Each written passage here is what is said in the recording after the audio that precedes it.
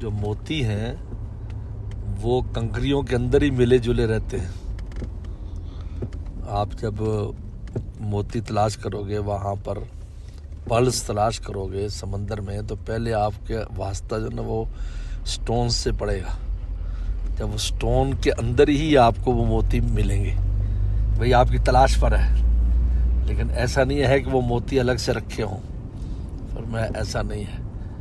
اور فرمایا کہ فخر ہا درمیان ننگ ہا است، اور قابل فخر جو شخصیات ہیں وہ آپ کو انہی لوگوں میں ملیں گے جس میں جعلی لوگ ہیں. انہی کے اندر ہی ملیں گے.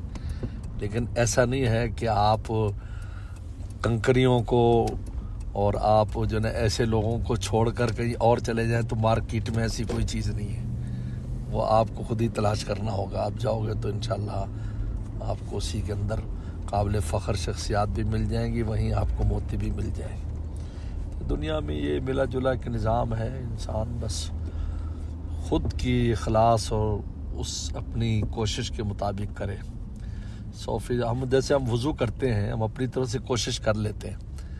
اب یہ کہنا کہ بالکل ذرہ ذرہ وہ ہو گیا یہ ہو گیا اور ہماری نماز یہ سب 100%، یہ تو اللہ تعالیٰ کے ہاں ہے. ہمارا کام بس کوشش کرنا ہے. کوشش کے بعد نتیجہ انشاءاللہ ضرور خیر کا نکل آتا ہے.